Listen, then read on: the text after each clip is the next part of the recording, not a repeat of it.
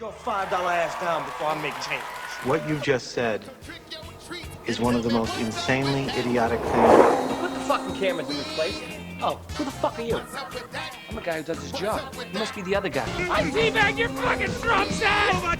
You two are just dumb as a bag of hammers. You climb obstacles like old people must. You know that, Private Kyle? Frankly, my dear, I don't give a damn. You know, make sure I get in frame, you know? Yep. It's gonna be fun talking to you guys about like everything. Yeah, I'm glad you came with the energy. Oh, bro, you know what? I'm glad I felt the energy from here. Like the chakra levels in this room, when I saw it visually, I was just like, I gotta be there. Fuck yeah. I got to, you know what I'm saying? I fuck with that. Yeah, bro. Like, Yeah. I was gonna bring my Uchiha sword. I got Sasuke's long blade, the white one. Mm-hmm. I got that shit like at the crib, but I usually keep it in my trunk because I don't like guns, but I fuck with swords. And yeah, man, it's when I saw the aesthetic here, I was like, dude, that's brilliant. I love it. I appreciate it, man. Yeah, it's just a collection of shit, man, I've gathered over the years. You know what it reminds me of, honestly? It's like this store called Otaku. It's really cool. Yeah. And then the Cave, Kenny Beats the Cave. That's what this place gives me. Like, Man, this is just what my room used to look like in like high school and like middle school and shit. Just, you know, putting shit everywhere. I swear. Yo, oh my God, that records. You have a Rocky record sleeve. That's the bro? first one I ever got. Wow. I promise you. Wow. Got it from a church thrift store. That's iconic. Yeah. I don't think it's ever been played. That's iconic. It should never be. It should be in a fucking like. Bro, I'm gonna respect. Eye of the Tiger type shit. Yes. Got all that. Everything's cool. Got my brewskis. All right. Yes, bro. Yes. Yeah. I I set it back in the cooler. Yeah. Oh, no, are pretty cheers, good. man. Cheers. These are. Yeah. Cheers, man. Yes, sir. Cool. So, you good? Oh yeah. You ready? Always. Cool, man. I've already been recording, so we're live. That's perfect. Anyway, what's up with that, guys? We're live. Thank y'all for tuning in. Everybody on the YouTube, like and subscribe and describe, whatever you want to do. Yes. We appreciate all the love, man. It takes a second to just hit the fucking subscribe thing. It means the world to us. Really appreciate everybody out there following already. But anyway, today I got my man Flying Nymbus. Yes. Came in with the energy. Came in around the block on a fucking longboard. Coming in hot. As the sun was slowly setting. Yeah. As the sun's coming down. That was the perfect. Like the magic hour was upon us. Hell yeah. Boom! I see you guys. Like, where the. Now where is that cloud? Next thing you know, There he is.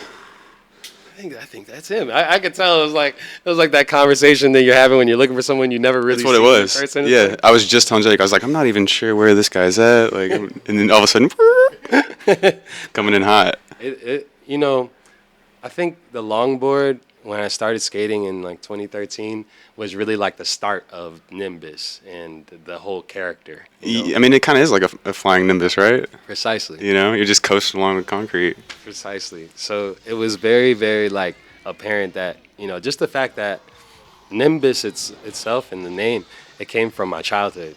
Dragon Ball Z. I was gonna ask. It has to be Dragon Ball Z.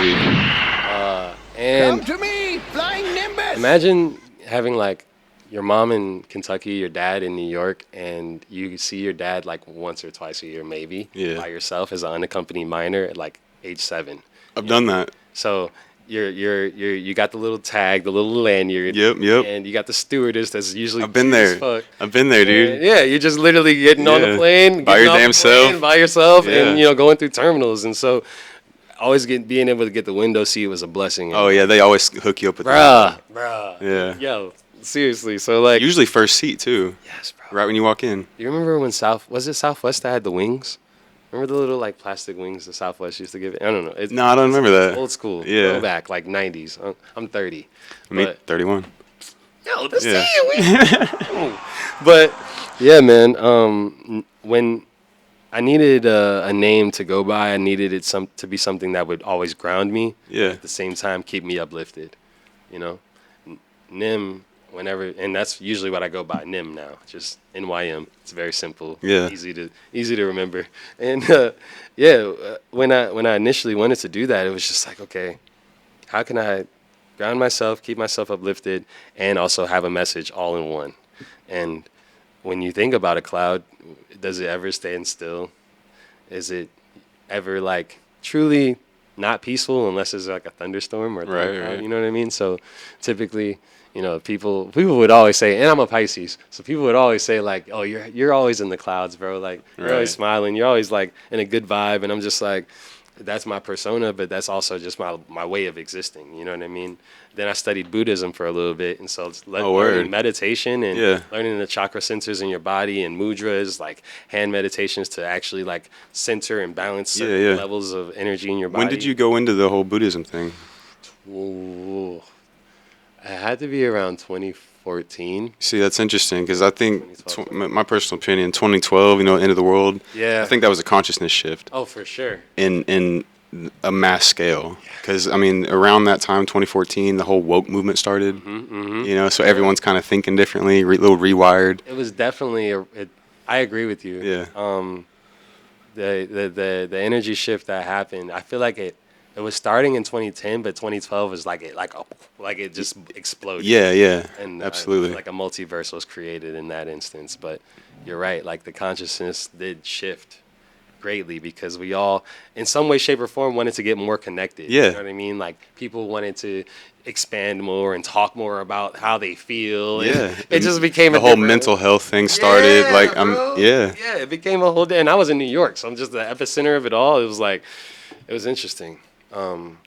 But I guess to wrap it back in, you know, skating and that being a part of the existence of the cloud, it solidified it all. Yeah. And then, so rap, believe it or not, bro, I just started like a regular rapper, a regular New Yorker, made a SoundCloud, and was just like grabbing beats off YouTube. Right. Or SoundCloud. That's what everybody at one does. point in time. Yeah. SoundCloud had some amazing fucking producers, man. Oh my God, it still does. The SoundCloud's still popping, but yeah, I didn't know what I was doing. I just knew I could write, and I wanted to express myself and articulate myself in a different fashion. And I never wanted to be famous. I just wanted to see if I could make music better than mainstream music that was playing at that period of time. Yeah. And influences wise, I had Pharrell, I had Cudi, I had Ye. Man, I can hear the Cudi influence. Bro. I can hear it. I was thinking that earlier today. I was like, this is some like old school Cudi. Like, all the mixtapes. Yeah. All the interviews, all the albums. Digested it all. Like, yeah, dude. Like his whole, even when he had a that new Cudi, that website that was his blog at one point in time, I followed that and was just like always in tune with everything he was doing because his story along with like just his approach to music was so inspiring to me. No, I love it. Yeah, he was no holds barred. I mean, Man on the Moon 2 hit everyone over the head like a fucking 2012, bro. dude. 2012. Yeah. That was such a beautiful year. And it was so cold, too. Like, that was a cold winter, I think, when that came out. Because I remember him doing Mr. Rager. Yeah. And, like, performing that shit live and then being in the city all the time. It was amazing. It was a time. It was a time. But he definitely greatly influenced my approach because he was just carefree as fuck. Oh, he's the hook master. Yes, bro. I mean, he'll make a hook, then that shit won't get out of your head for days. But you see all the beef he's got with Kanye West now? I do, and it's kind of saddening because it's like watching, it's like, all right, you guys into Star Wars? For sure, yeah. So, in my opinion, and you know, I feel like he could have went one way or the other, but when the circumstances of the contract, they've been back and forth and butting heads since, you know, the contract for good music was terrible for Cudi, along with all the other rappers that were signed to that label at one point in time. I don't want to talk shit about them, but I'm just being honest, like, it was a bad contract. So that's why Big Sean and Kanye also, you know, feud.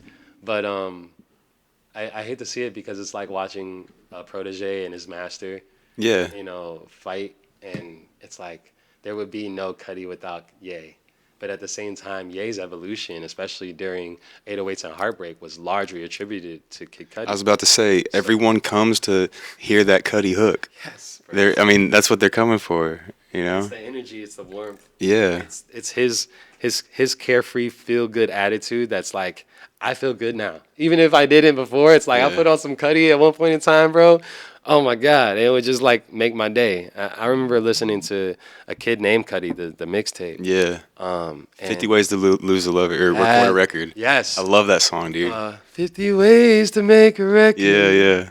And his Paul remix, Simon, I think. I don't even know who the original sample Yeah. was, but that dude on that mixtape, he probably had some of my most favorite like random freestyles that I've ever heard. Oh, dude, that's such a good mixtape. I love that one. Yes, man. I'm a big Cudi stan, so any questions, like, for sure. I'm with it. I'm with it. Let me ask you. I honestly wanted, I'm sorry, but just to wrap it up with Cudi, dream goal is to, like, write a hook or chorus for Kid Cudi. Oh, for sure. You know what I mean? Like, I think, dude, all right. It's not out yet, but I'll show you guys a remix that I made from Kid Cudi's Speed and Bullet to Heaven. Oh, I want to hear that. I remixed Adventures. Really? I want to hear And that. I'm getting my buddy to make an actual live guitar, like an electric guitar loop for it, just so I can put the drums behind it and then go crazy. Yo, holler at me if you need guitar work. I got you. Yeah, that's sick, man. That's awesome. So you were speaking on labels earlier. Let me ask you a question just kind of generally about labels. So with a record label, do you think that they should take responsibility for like situations like Lil Peep and Juice WRLD?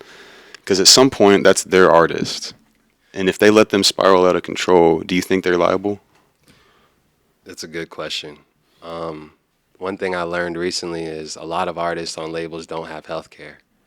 Right. If they don't have health care, then that means that their well-being is solely dependent on the artist and his own team For sure. willing to make sure he stay level. Now, every artist does have an insurance policy, so hence why even after death, a lot of artists that are on those labels their music can still, accrue. So I think that if you're going to make money off of an artist, then you should be able to take care of them as well. Yeah, right.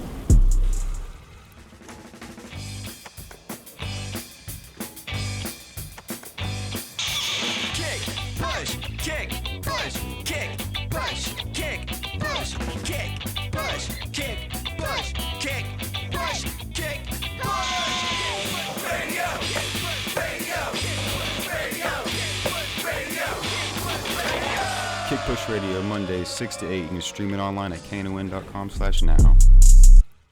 Technically, you're going to take care of that catalog.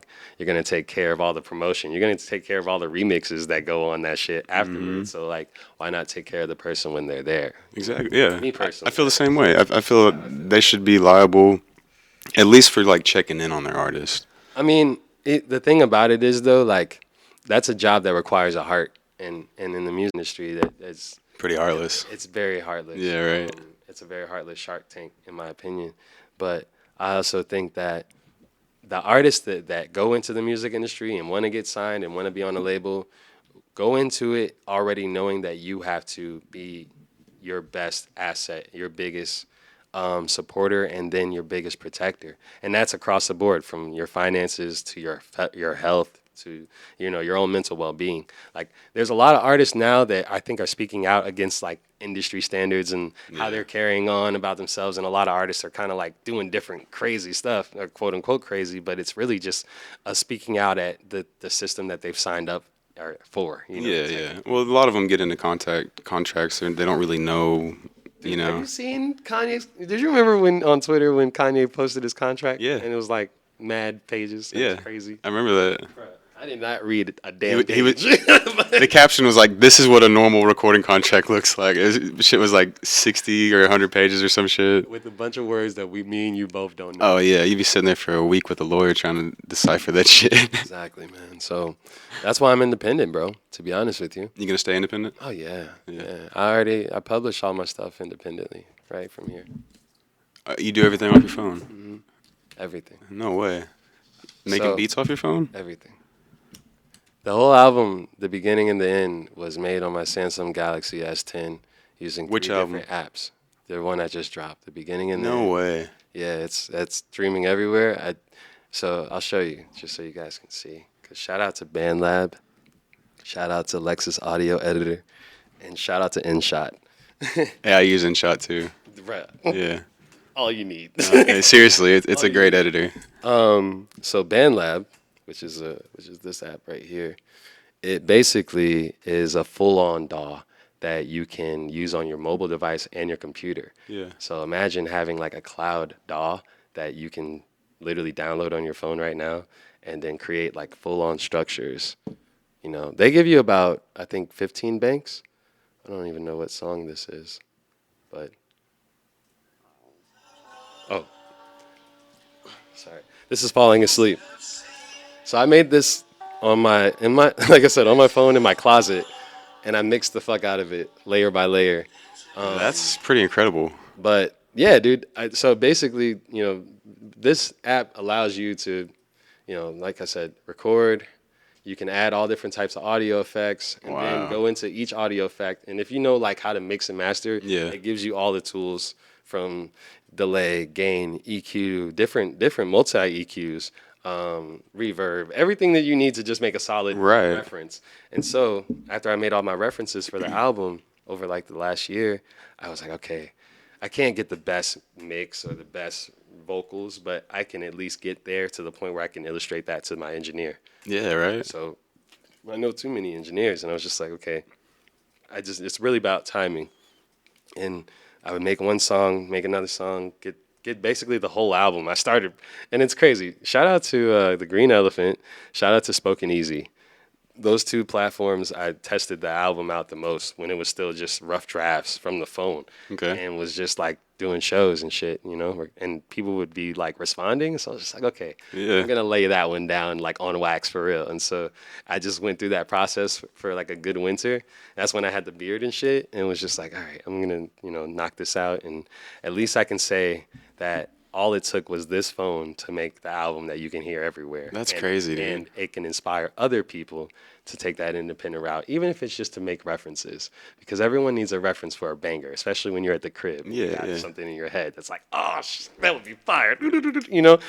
You bring it up just like you bring up anything else that is technically a DAW too. It's just about, you know, the algorithm basics of it. But at the end of the day, it's like, you don't need much. You don't need an industry. You don't need a fucking label that's going to take maybe 80% of your fucking earnings and then leave you with maybe 10% after everything that you got to spend your fucking advance on to move around. And then you're relying on shows. Like, fuck that. Why not just make what you want to make, take it to a studio and work with someone that you trust, build a relationship with a couple different people, engineer-wise, that can really teach you how to mix and how to master your voice and carry yourself. And then you build that and you know where you're going to go, bro. Like, at the end of the day, the sky's the limit. You know what I'm saying? For sure, yeah. You're really your only obstacle.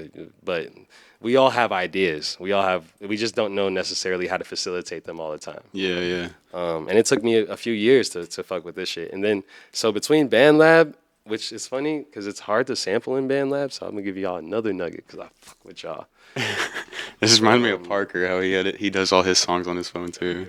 So Lexus Audio Editor, which is basically like my sampler. Okay. Can grab a song from my library, that's why it's really beautiful to have a Android, because I can just open this shit up at any point in time. And then basically any part of the song I want. You just chop it up? Yeah. I literally, like, I can go into it, zoom in, chop up whatever I want, loop it.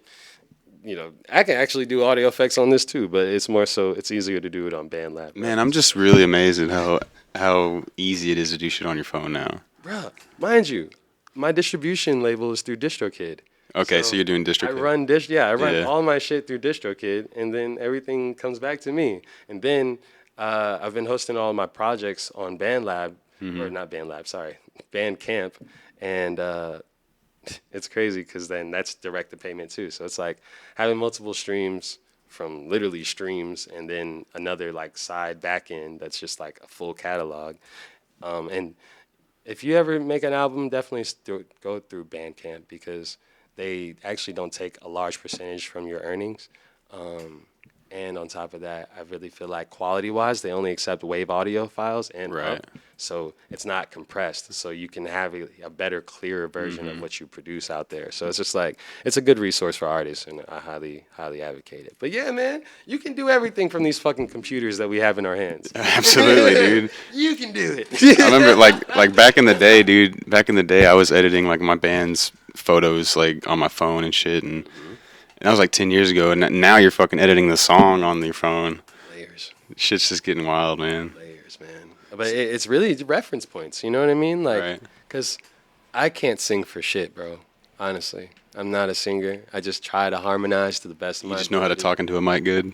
And harmonize and use my vocals to the best of my ability, Yeah. you know?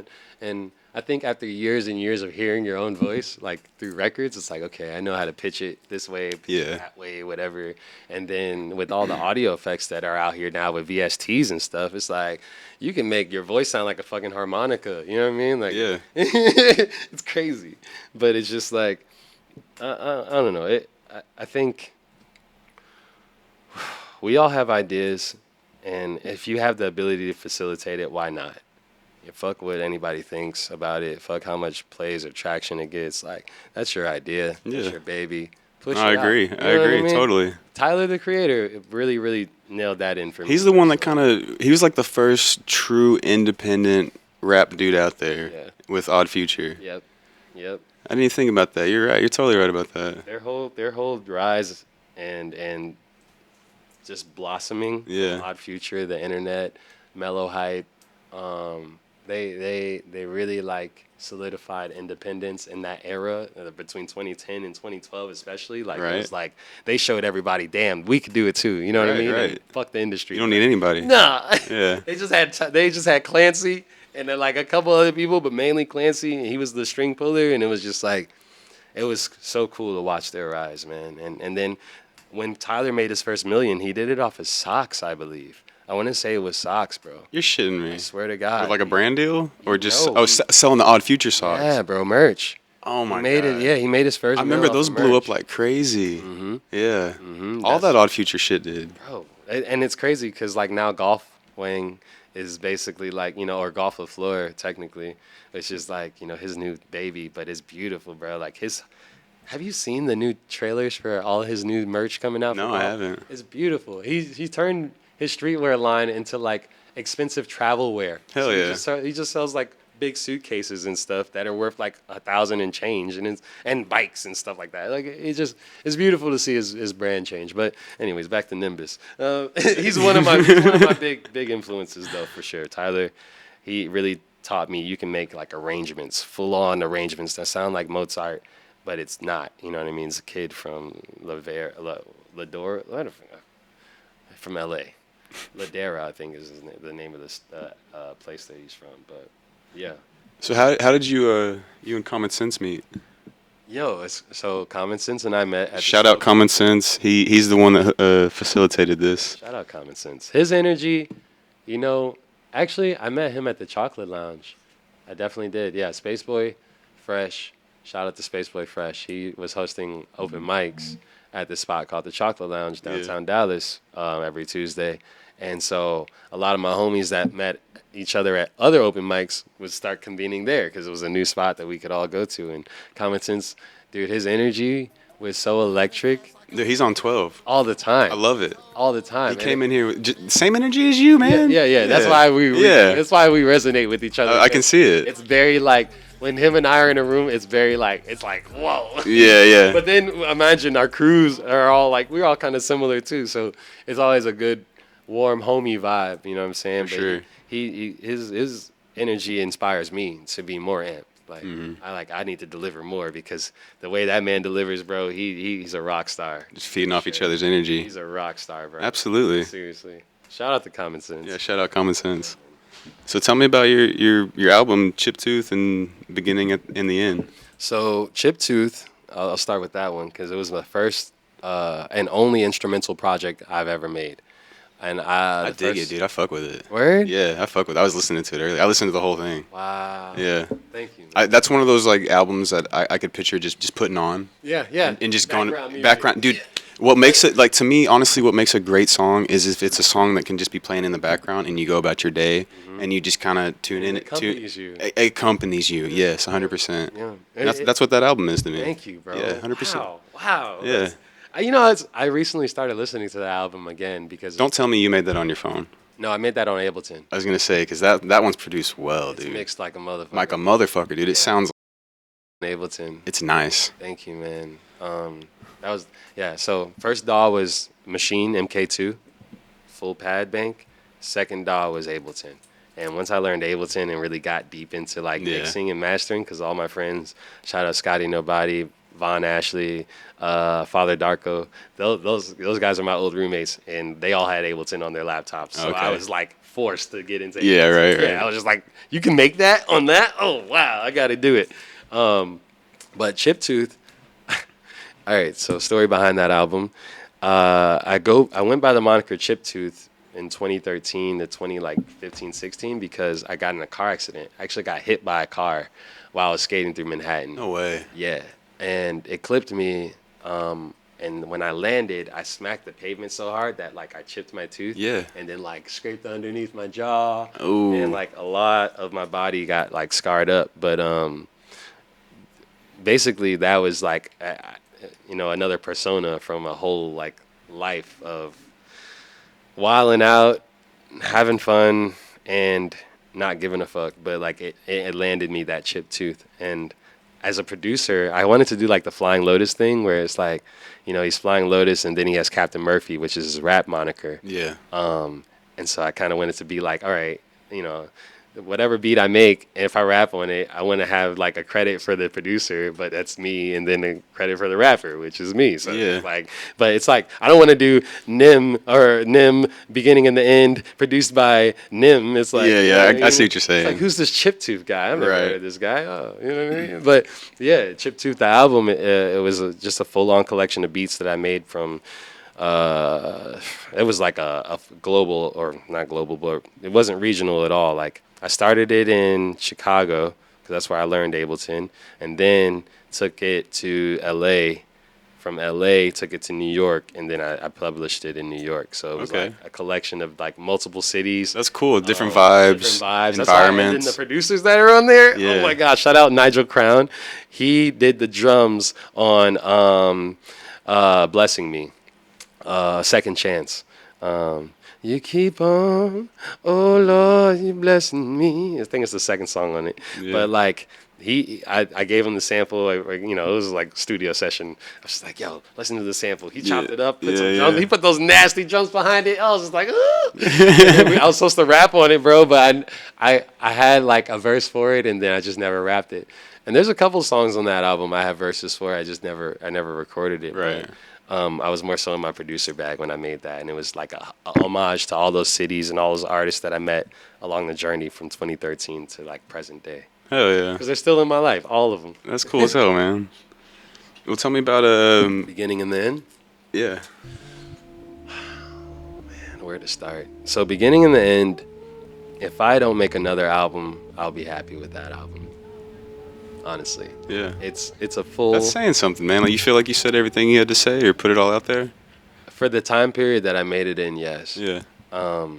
So imagine having like your full day from your like the time that you're sleeping to waking up to going to work to weathering that day to getting off of work to hitting an open mic to going to your girl's crib to driving on the tollway or the George Bush home to falling asleep.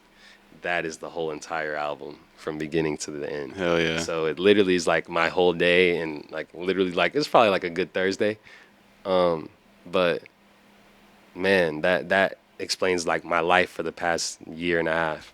So it's like to score it, to make it off of this and then be able to like publish it myself, like, bruh, I did what I always wanted to do. That's awesome, man. With my own tools. I didn't really need much besides like, shout out K-Vation. He helped me record and engineer a lot of the mastered tracks. And then, I didn't do this all by myself. It took a crew of people for sure. King Ron, UFO Hip Hop, at UFO Hip Hop. He was at most of the open mics that I started making this album in, and was really like a pushing force for me to like get outside and do stuff. And then it's like, yo, it's good to have people like that. Yeah, bro. Yeah. Like especially they're documenting it on their iPhones because I have an Android. quality's not that good. Right. But the iPhones, man, all my shooters have iPhones, and so that's just like, those are my guys, and they really helped me put this album together, because without the visuals and content, you know, it's just hearsay. So, No, I mean that album. Yeah. And Xander as well. Sorry. That album specifically had like a Mac Miller like swimming vibe. I'm telling you, yeah. Dude, you're literally the third person. You're solidified now. Like, you're the third person that shouted Mac when he lit it. Shout out Mac, bro. Oh, shout out, yeah. Shout out Mac. Rest in peace. Yeah, gone way too soon, right? A moment of silence for Mac Miller, man. Just because, like,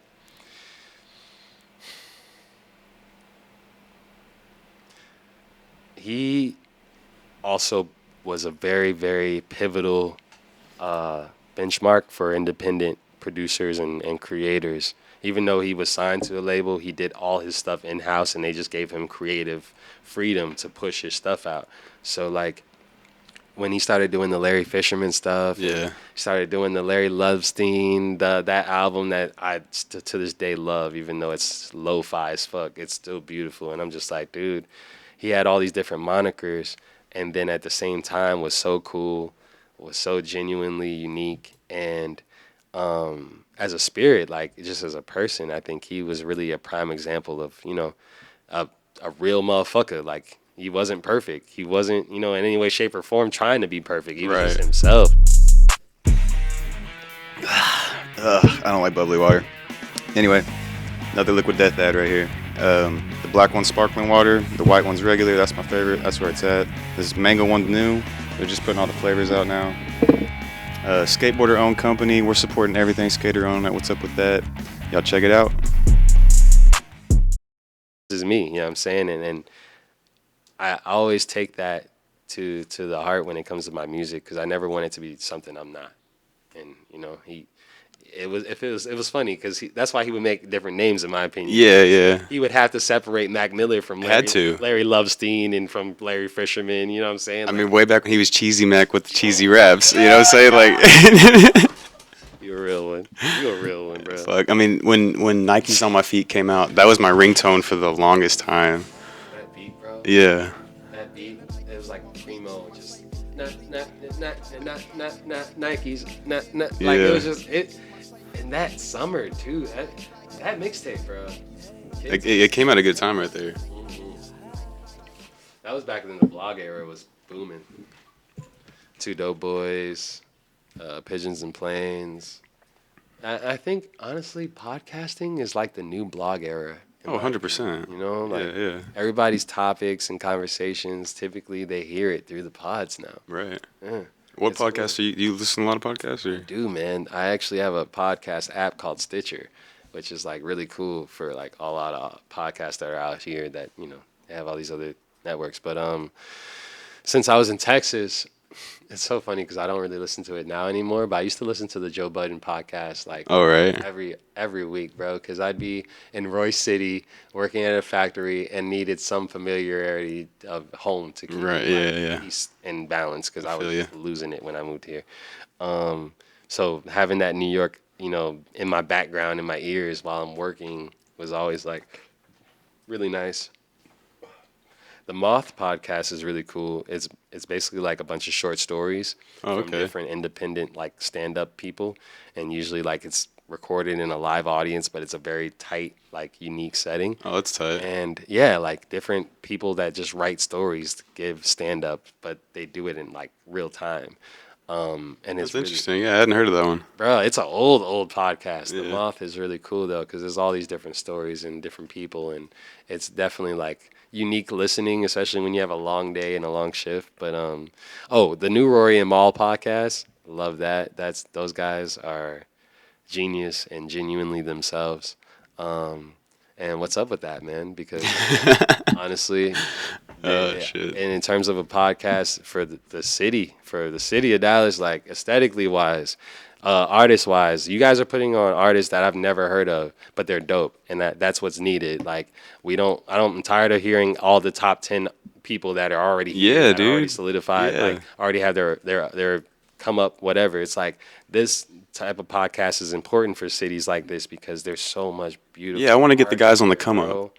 There's so much beautiful art here. For bro. sure. Seriously. So it's like, y'all, I've been tuned in. You know what I mean? And y'all should tune in too. I appreciate that.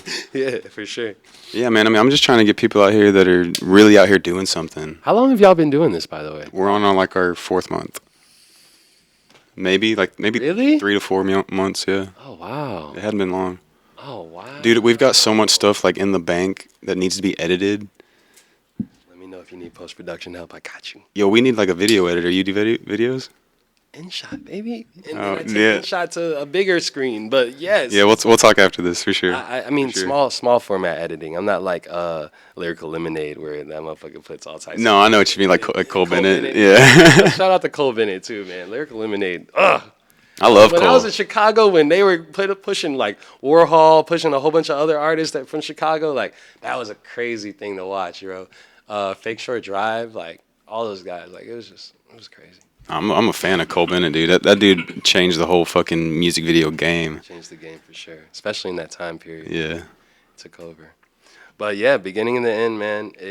Like I said, it's an album that if I don't put out another album, at least I have that one that is completely independent, completely mine.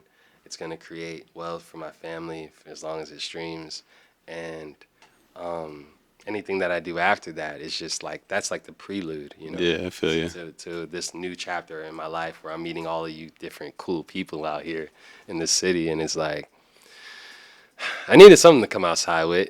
Yeah, no, you gotta show something. You gotta come with something, right? I can't come with demos, damn it. Yeah. I gotta come outside with a full-fledged body of work that was, you know, in totality, like my life, like my real life, man. Like, imagine just producing beats on your phone just based off of samples you hear on YouTube and shit like that, and then, you know, those beats become your drive to work or your shower music. Or Oh, dude, I love listening to my own shit. Yeah, yes, bro. So, like, sometimes I make music and I don't even put the shit out because I Yeah. just like to hear it my damn self. Right. You know what I mean? It's just a personal, like, hobby and love interest. Yeah. Dude, you'd be surprised how many artists jam their own shit, dude. Bro, you know whose shit I wish I could, like, have access to even for a day? Who's that? Cudi's unreleased music Oh, from 2010 to, like, 2015. When he was still on the drugs.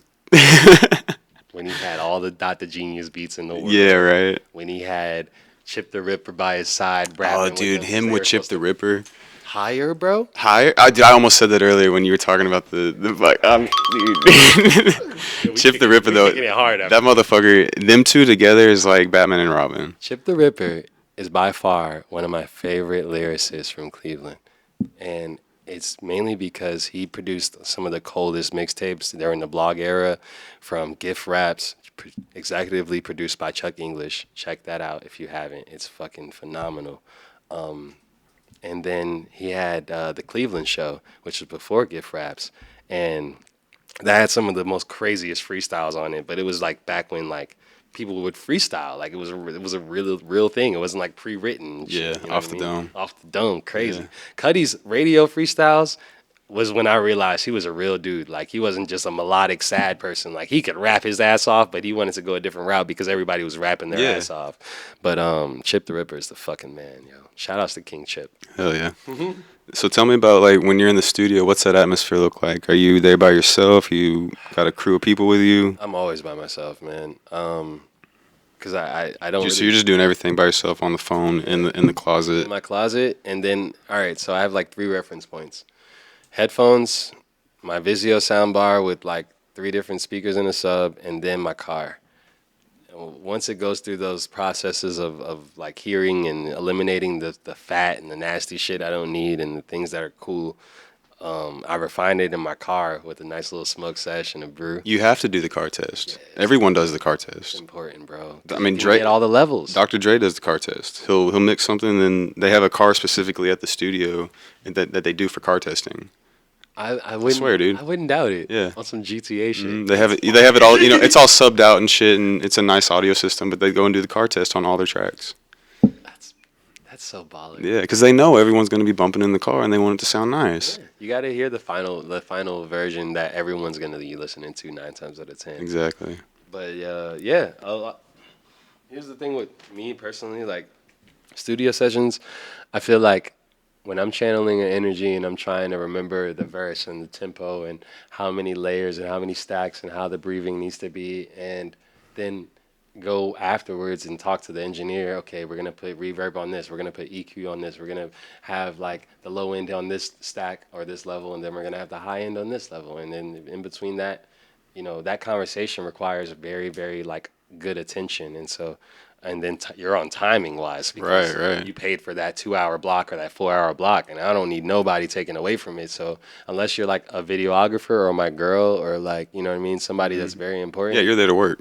You're there to work, bro. Yeah. Like, so my sessions are usually, you know, 1 to 2 people max, you know what I'm saying, and 3 max including the engineer. So it's just like I don't really like to have too much static and frequency in the air when I'm trying to produce. Feel that, yeah. I feel like if you guys had a space like this, for instance, that was literally, you know, just that, and then you had like a couch that was like, say, for instance, like this one for a guest, it and then there were people here, we would have a different type of vibe and conversation. 100%. There's more, you know, interference in terms of like me meeting you, and I already feel like we gonna kick it after this shit heavy, but like, you know, if there was other people in the room, then be like, oh yeah, hey, Yeah. You got to entertain everybody. Yeah, cool. You like Vans too? Oh, word. You know what I mean? Like, and it would take away from this genuine like vibe that we just had, and we just met each other today. So I think smaller parties are better than larger ones. For sure. Personally. I'm gonna take into like a new segment we're doing here on What's Up With That. This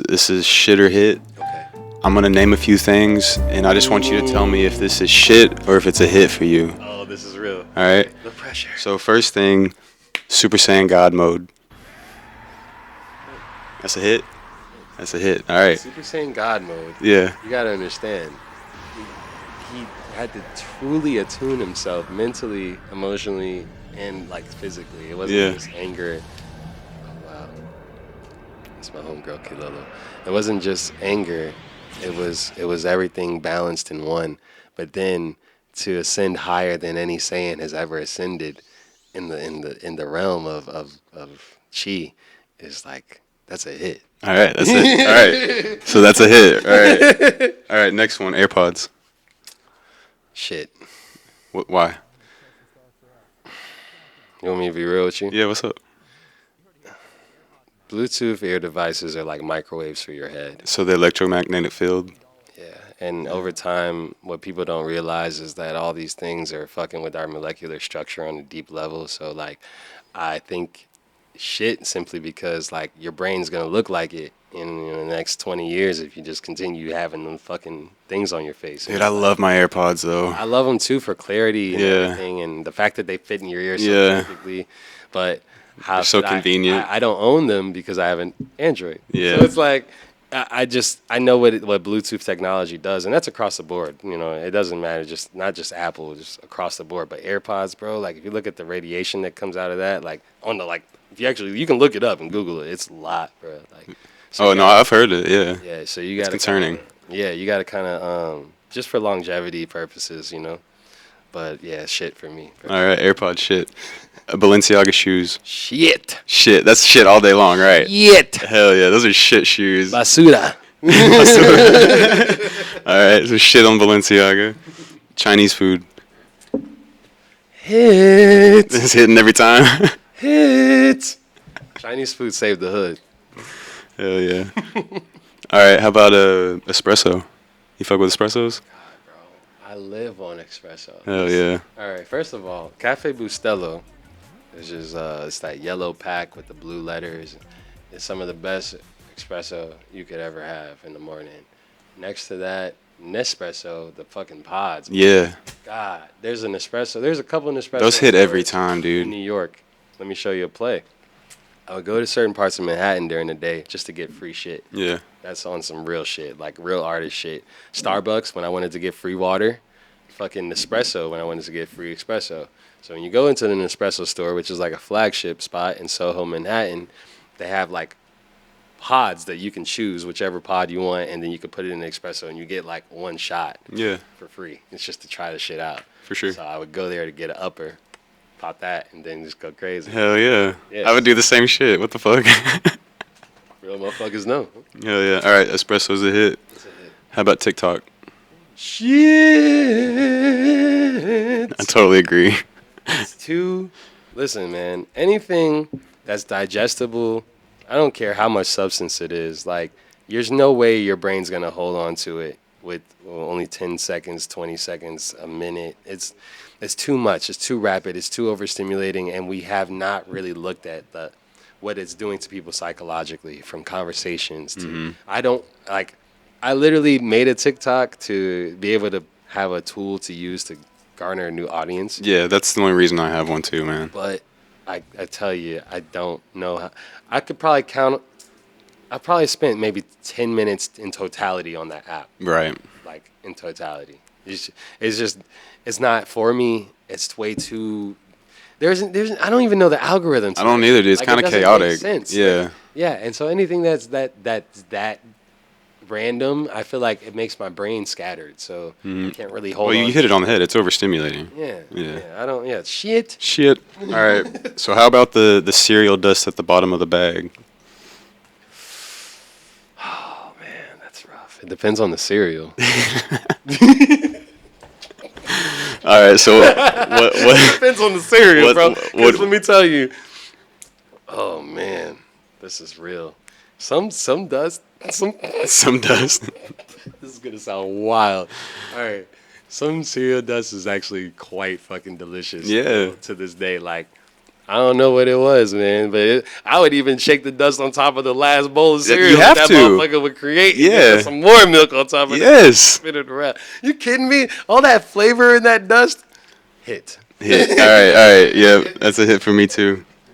All right. How about I'm gonna need you to. That's a good segment, bro. I'm gonna need you to take this and tell me what you think about Liquid Death. And it'll be my first time trying it. Yeah. Literally my first time. Shit or hit. Water. Drink from the ounce. That's just the still water. It's not bubbly. It's just straight up water. It's just straight water? Straight up water. Really? I promise. Whole time? Whole time. Don't be scared. I mean, the Liquid Death in itself, when you hear the title, it's like, I should be aware of this. Right. But I'm interested. It's a little off-putting. I'm interested in seeing what comes of this. Hell yeah. It's just water. Yo, it tastes like spring water. Wow. I'm telling you. It's got more electrolytes than Smart Water. It's pH balanced at an 8. It's alkaline. Dude, it's so good for you. You know what? It's skater owned. This is incredible. I'm telling you, dude. I actually was very dehydrated, so thank you. Absolutely. That's a hit. This is a hit. That's a hit. I need one to go. Absolutely. Wow. All right, shit or hit, artificial intelligence. I feel like it's going to be shit, man. But at the same time, we use it so much, and it uses us. So I'm going to say shit.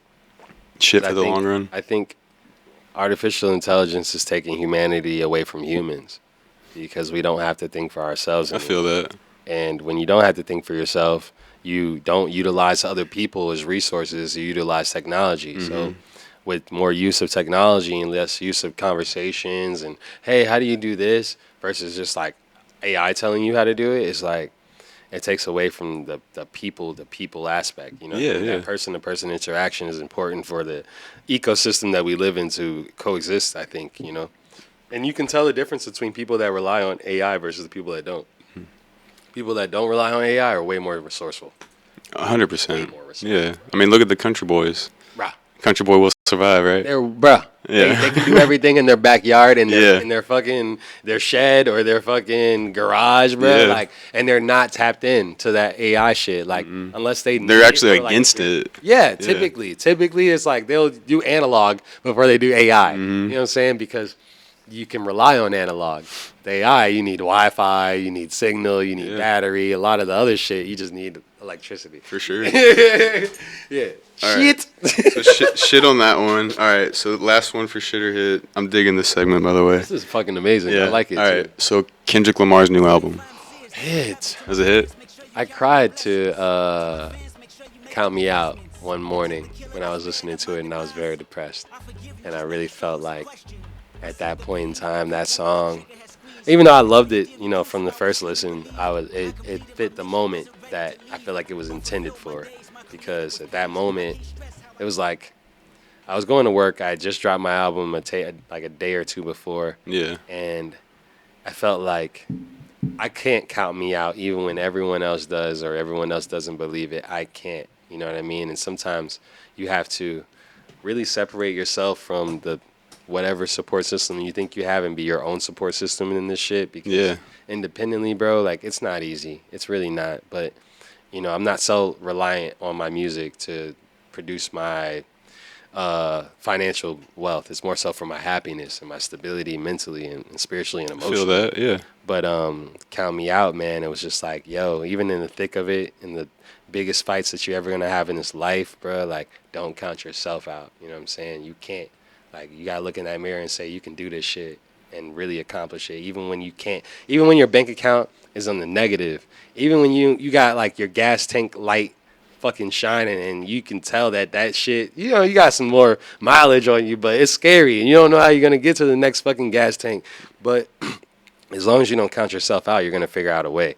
And dude, like, in that moment, that song and that album was a hit for me, for sure. Right on. There we go. That's a hit. That's a good segment, bro. I dig that. Yeah, that's the first time we've done that. What? Yeah, that's cool. Oh, that probably hit that. That was hard. That's tight, man. Should have hit it. I like that. So let me get you to highlight a low light in your life. Okay. Tell me about a struggle or some kind of. It could be with your life, with music, just generally a low light. Let's talk about it. What's interesting? I even discussed that on the album, which is it's cool because there's only one song that was like the lowest of the low, song that was like the saddest of the sad when I made it, and man, honestly, it was when I was here. So believe it or not, when I came here, I only had a backpack, a duffel, and my laptop, and that was it. My laptop crashed on me like 2 weeks before I was supposed to go back to New York. Oh, no way. I was supposed to do a show at SOB's, legendary venue in downtown Manhattan. But like, yeah, my laptop crashed.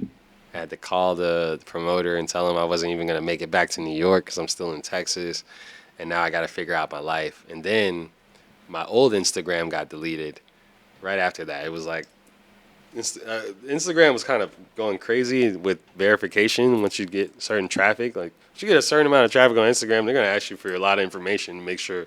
Basically, it was about to get verified or whatever. Mm-hmm. I didn't even have a fucking phone at that time, like a phone number to verify my shit. I just had like a regular fucking Nokia that I got, you know what I'm saying, just to get on. A little burner. Yeah, a little burner. Yeah.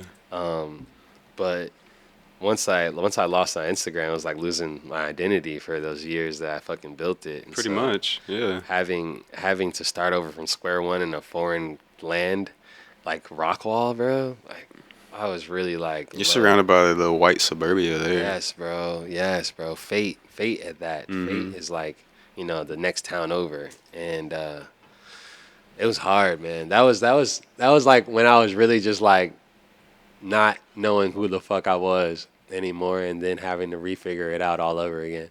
But Texas was the starting point for that, So I'm grateful that I had a city like this to live in, to be able to start from nothing in a fucking warehouse in Roy City all the way to like moving to another warehouse in Garland and, rocking out there for a couple of years. But like I was able to reconfigure myself and build myself up into a whole nother person. Hence why like Flying Nymbus, which is what everybody can find me on anywhere, NYMBUS, is now just Nym.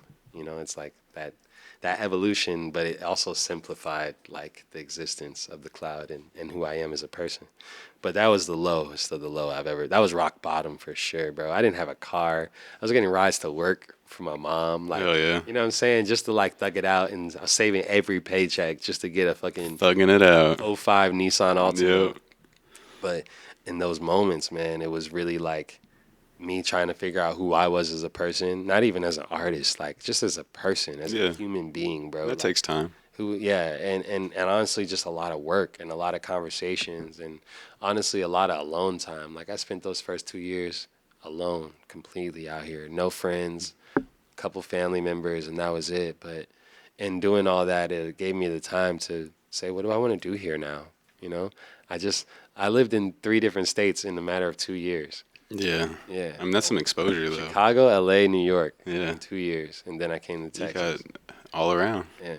Yeah, literally full circle. So it was like, I kind of needed that time, bro. I was burnt out. I feel you. I mean, you just kind of gather yourself, you know? Yes, yeah. I was burnt out, like, really. But I think in order to appreciate the highs, you got to have the lows.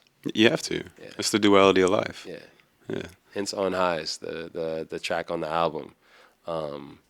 Riding on highs, weathering the lows, doing 45 in a 64, rolling up pine, that medicinal time, moving slow, fine wine, man, I need some more. Riding on highs, weathering the lows, doing 45 in a 64, rolling up pine, that medicinal time, moving slow, fine wine, man, I need some more. And that's basically like saying, you know, my highs at that time when I made that song was Modelo, a good couple spliffs, and my GTA or my Destiny 2. And my lows was driving a forklift for 12 hours from 7 p.m. to 7 a.m., like 3 to 5 days a week. So it was like going through that, dude, living. That's when I made the majority of this album, was just like night shift living and trying to thug that out and having to like drink beer at, early in the morning to go to sleep so I could wake up at 4 p.m. to do it all over Jesus. again. So it was a very chaotic part of my life, but it also like, I mean, it definitely put me on a lot of different beer because I had to switch it up. Right. It was fucking my stomach. I like these. This IPA you brought. Yeah, it's nice. It's a good little, you know what I mean? A little refreshing drink. But I like those. yeah, shout out to Voodoo Ranger, man. Hell yeah. And Deep Ellum, we need a sponsor. But absolutely. Deep Ellum IPA, Yes. we could really use a sponsor because I really love y'all beverages. But shout out to Liquid Death because I think it's a great combo. IPA, you're gonna need some water because of that tang. Yeah. And then these beautiful cartridges right here, you definitely need something refreshing after to follow it up. But yeah, man. So if you weren't doing music, what do you think you'd be doing right now? If I wasn't doing music, sorry for that, I had a little spill. If I wasn't doing music, I mean, You'd just be thugging it out still? no. I think I would be doing interior design. Oh, word? Yeah. You like that? I love it, honestly. Like, I mean, I haven't really showed you my crib like that, but just imagine this, minus, maybe 40 or 50 posters. I got like a couple.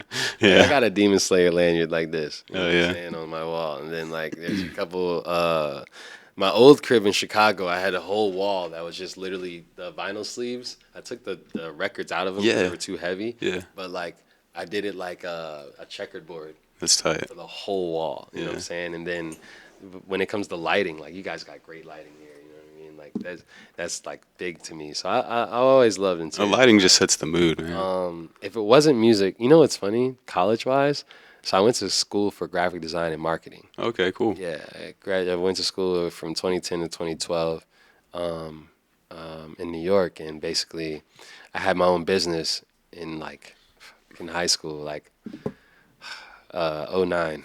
Yeah, 09 to 2010. I started basically like a business called Revolutionary Kicks, which was a brand that was basically consulting people how to customize their sneakers.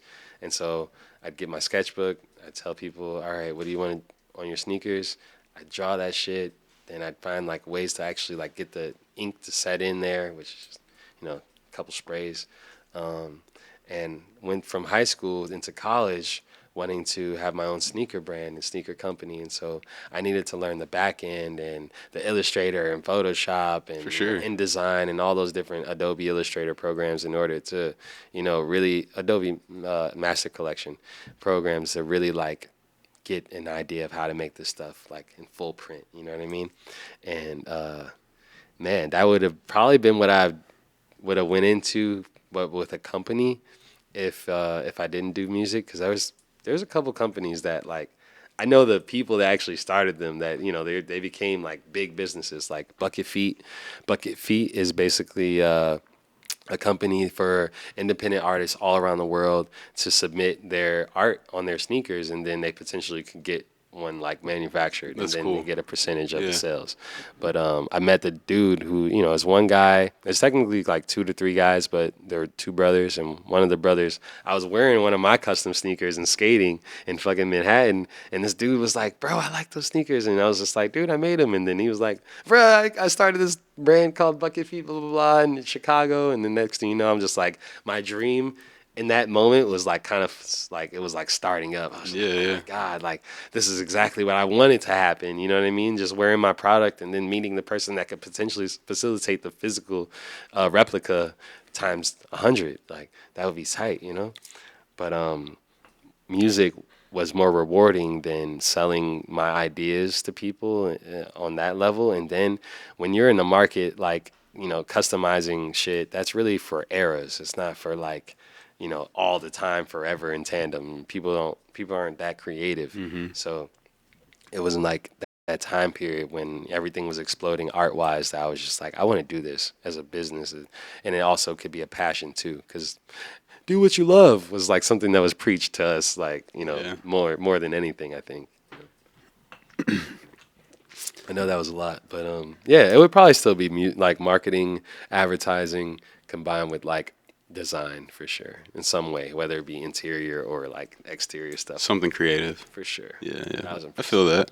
So if you're on a road trip, tell me about your playlist. Oh man. All right. So daytime music, I gotta have some like up-tempo house from like the Euro era. So you're fucking with Drake's new album? No, man. I think it's like a really bad play on what like real house music is. Yeah, dude. I think honestly, bruh, if you took Drake's voice off of that album and you put like some really good vocal chops on certain beats, it would be a fucking amazing masterpiece. But his singing on it and crooning, in my opinion, shit. That's a shit. It is not a hit, you know. And I'm sorry, that 21 Savage song, as great as it is not gonna save that whole project. No way. It doesn't even sound like it belonged on it. They were just like, we need some rap shit. Yeah, there has to be something on here. But yeah, I don't particularly think that just because you have the capital to do it and you have the pull to do it, it needs to be done. If anything, he could have put that album with an artist that he's trying to push out there, and they capitalize off the production aspect combined with maybe his little like harmonics in the background. That shit, the main vocals should have been backbound vocals, like far in the back. You know what I mean? Like I don't want to shit on Drake, but too much. But I'm just saying, like. So you're digging the house music? And I love house music for up tempo shit, instrumentals.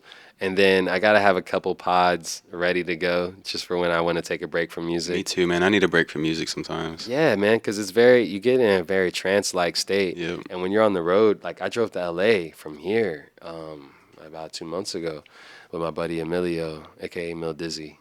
He's one of my close brothers / producer homies. But in that drive, man, it was like I needed a break from music in general. Like, so sometimes when we would stop and then start again, I just put on a pod just to have like some type of conversation. Yeah. I do the same thing.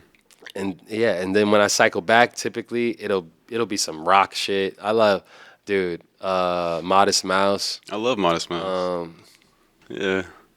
My guy. Yo. Sick. Yeah, one of my man. favorite songs like Dashboard. ever is like Ocean Breeze Salty. Dude, that song gets me every time. Honestly, Good Times Are Killing Me was like a song I repeated for a long time, like back-to-back type shit. Mm-hmm. My favorite guitar solo is from the Whale song from Modest Mouse. The Whale Right. song is like, that shit has a guitar solo in it. It is so fucking beautiful. Dude, one of the first songs I learned how to play was Dramamine. Word? Yeah. That was one of the first songs I downloaded off of LimeWire, bro. Oh, word? I swear to God. I swear to God, Oh, bro. man. Modest Mouse Dramamine. Yeah. That- It's just such a simple, but the way they tuned that shit, it was like It's super simple, but Oh just my it's God. so like it just grabs you. melodic at Yeah. the same time. It's fucking Ah, you a real one. So you got the house music, you got some pods, Modest Mouse, little rock. Got some rock. I gotta have my rap shit, you know, and when I'm in traffic, but it's like traffic I can whip through, and typically that's like old 3-6. I'm talking like back in the day, like DJ Paul, the mixtapes era. I love, you know, it's crazy, and it always depends on the time of the day. That depends on the time of the BPM. You know what I mean? Like, like if it's sunny out and there's traffic, I'm listening to up tempo shit just to weave with it. But once it gets towards the nighttime, I want to chill out. Like Grizzly Bear, one of my favorite groups of all time. They are basically, for me, they're like James Blake to these new kids. You know what I'm saying? Grizzly Bear, if you ever like want to listen to a beautiful album that you're driving through like the horizon and there's nothing but like trees and, you know, valleys and shit, listen to Vectimus. It's an album from beginning to end. It's beautiful, beautiful piece of work. It's one of their first global albums. But yeah, crazy stuff. And then, yeah, I don't listen to rap as much as motherfuckers would think, because I like to rap personally, but, like, I like to listen to a lot of different shit outside of rap because, in my opinion, I could break down rap so easily and so simple. It's a point where I can predict what the fuck they're about to say next, potentially. But when it comes to arrangements of sound, even Jimmy, bro, like, Jimi Hendrix, like, and then I like old school music, man. Like, I gotta have some Smokey Robinson. Oh, I yeah? gotta have some Marvin Gaye. I gotta have... Yeah, bro. I gotta have Jefferson Airplane. I gotta have fucking Pink Floyd, bro. Like, of course. Yeah. I remember when I listened to Echoes for the first time, and I didn't even know what psychedelics was, but I felt like I was tripping. Yeah. And I was just like, wow. They just reached that sonic tone of psychedelic mind frame, I think, you know. When it was still analog. That's the craziest part about it. That's why analog always wins, bro. Always. There's less compression, processing, all that shit is like out the window. It's just raw sound and vibes. For sure. So let me ask you this. As you go through life, are you experiencing time in a normal manner? Or does it go pretty quick for you? Is it relevant to you at all? That's a really good question. I got to think about that one. Because sometimes life will kind of seems to go at a really fast pace, and other times it's just dragging by. For me, anyway. What if I told you you are time?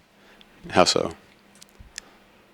So, if you can imagine that I took this watch off right now and we didn't know what time it was, right? Then it would just be based off of experience. Yeah. It's all relative, right? Yeah. So, based off of if you're either moving fast and you're potentially time is moving fast, or if you're moving slow. Well, that's Einstein's theory of relativity. The faster you move, the faster time is going for you. The slower you move, the slower time is moving. Yeah. Einstein's my guy. He has a really cool book that has like a bunch of short stories that he wrote. Oh, really? Yeah. And it's all about like different shit that he just had in his mind, like parallel universes that existed where it was just refrigerators and shit. Like, it was just like random shit that was on his mind. That's kind of cool. But it's a really cool poetic book. Like, it's just full. That's gonna be one of those books that's look back on like Leonardo da Vinci's like journal or something, you know. I love libraries. Libraries, in my opinion, are like the most golden resource that humanity still has that we don't utilize at all. Yeah. You know, you can. I couldn't tell you the last time I was in the library. For me, it was about 3 years ago. Yeah. Yeah, I wanted to learn like some new shit, and then I wanted to just get some books that I can read just to get away from the screen time shit. But still to this day, man, don't forget about your libraries and support your local ones. Be real. Hell yeah. But yeah, time, in my opinion, we are time, and it really is based off of what you're doing in the moment or what you're trying to focus on in the future. And then it also,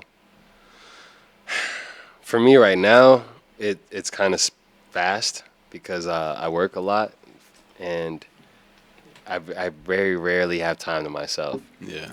Very rarely. I feel you on that, man. Like I the most time I have to myself is when I'm in my car. Yeah. Just by yourself. By my fucking self. You know, outside of that, like, you know, I mean, I'm here, I'm there. I have a lot of different variants of life that I live. So, and then different names. So it's like, you know, each name has its own life and its own job and its own business. And so with that, it's like Nym is really like my time to myself. You know what I mean? And what that guy truly is, you know. So it's cool. It's cool. That's awesome, man. This is a great conversation. No, I love it, man. I really appreciate honestly, you coming through. forgetting we live. Like, it just feels like I'm meeting y'all for the first time, and this is just a cool atmosphere. Yeah, the vibes are here, man. I really appreciate it, man. No, I appreciate it. Where can tell everybody where they can find you at, or anything you want to promote, any plug? Yeah, you know, on Instagram you can find me NYMBUS__. Everywhere else, music wise, Flying FLYING, Nymbus NYMBUS, and yeah, man, I produce. I like to score. That's honestly gonna be like the thing I go into future wise. I want to score film. That's sick, dude. Yeah. I'm so impressed by those guys. I would love to score film, bro. Yeah, because you're writing music at that point. Like, that's like notes, and you're writing music. You know, you're not just writing a song. It's a scene. Yeah. It's a whole scenery. I feel you. You know, sometimes those don't even need words. You just need the chorus. Absolutely. You just need a couple chords here and there, a couple light notes here and there, especially when it goes with the camera. Mm-hmm. Hit. Yeah. y'all be sure y'all check him out on everything, man. Flying Nymbus. I've been digging his song Tomorrow a lot. It's a great track. Y'all check that out. Can I ask you a question? Absolutely, yeah. Did you heard the album so far? Because I have my favorites. I always like to hear other people's favorites and maybe where they heard it or where they were listening to it first, you know. Setting-wise, in my opinion, it matters for your music because it's typically where they're going to be listening to it again. So it's like, okay, when you first heard Tomorrow, were you in your car? Were you in your crib? Like, were you outside? I think I was at work, honestly. Word? Yeah. I think I was at work, and I was just scrolling through your page, and that song, it stuck out to me. Nice. Yeah. But honestly, my favorite track of yours is Shadow Strike. That's my favorite one. Word? Yeah, that's my favorite one. I love the guitar behind it. Dude, that guitar. And your voice on that, yeah.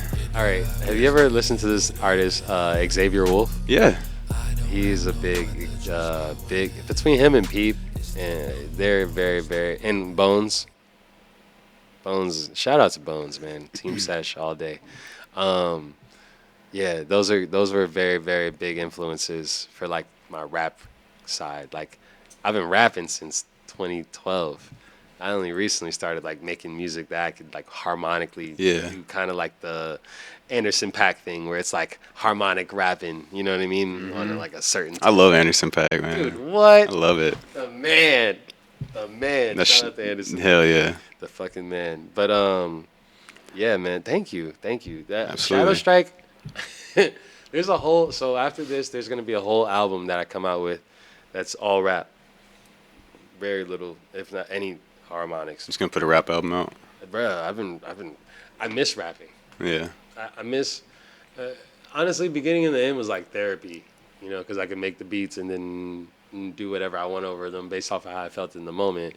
But genuinely, I love barring the fuck out. Yeah. Like a good 16, bro. Like, and so I got like albums worth of stuff that's already been pre-recorded. Just like how I pre-recorded beginning and the end, and I just got to re-record it in the studio. But I'm going to Chicago to record it because my homie that I made it with is out there. Shout out to Scotty Lowe's. Fuck yeah. But yeah, man, we got a lot cooking up, and honestly, like I want to support you guys just as much as you supported me in this moment. So it's we appreciate that, man. Anything from, you know, marketing, advertising, getting your shit in different places so that way you're seeing it from different eyes and different perspectives. And, you know, people, this is a pass-through town.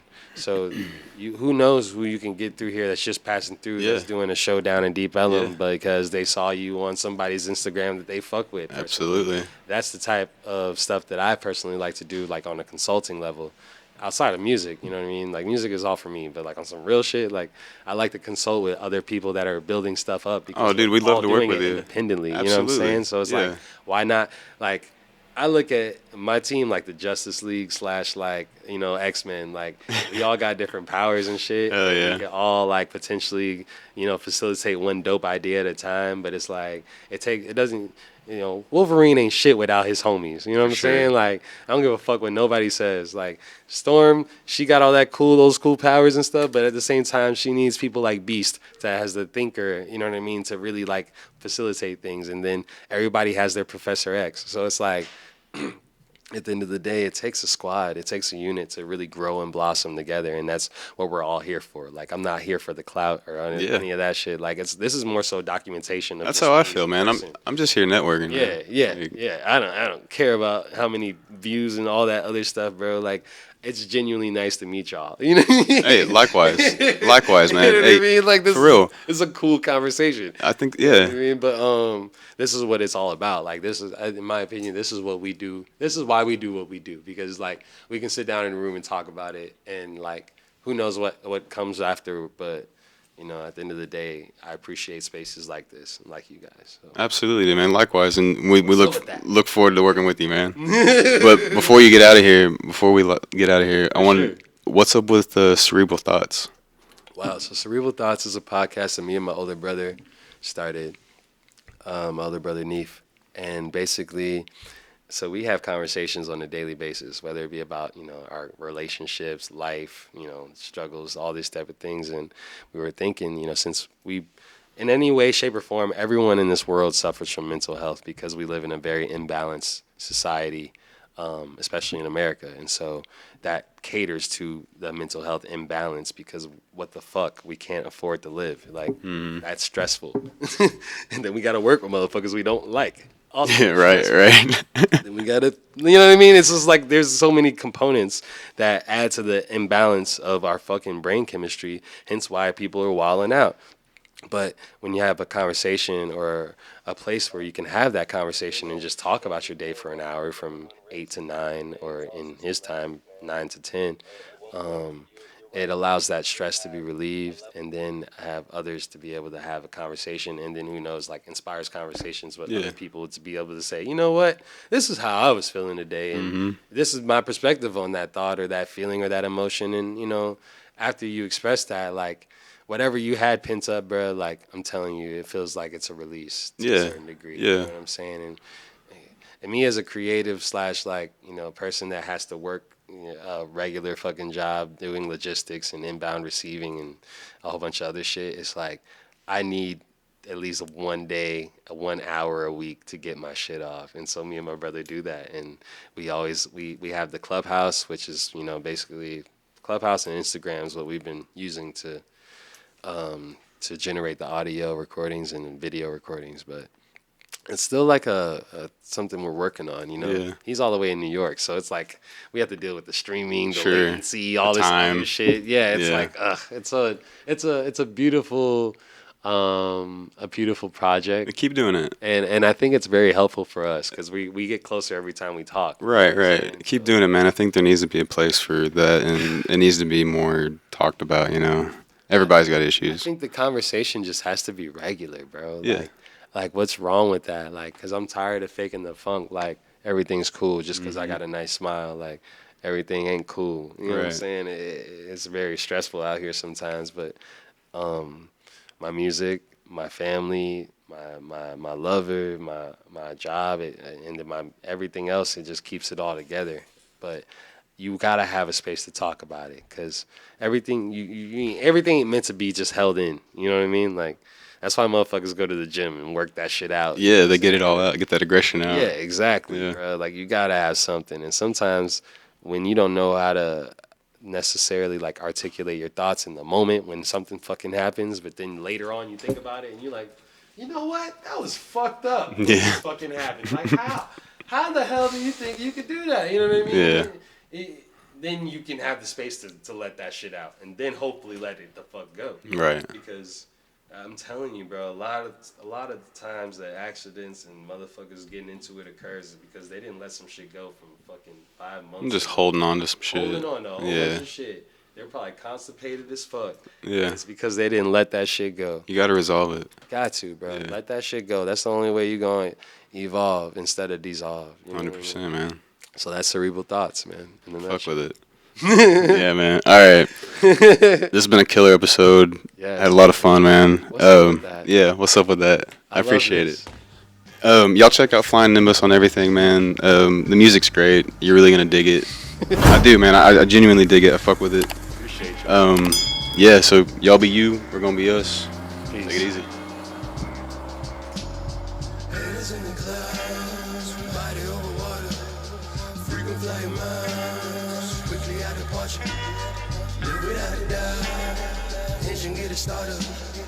We can take the time. I'll see you tomorrow. Haters in the club, body over water.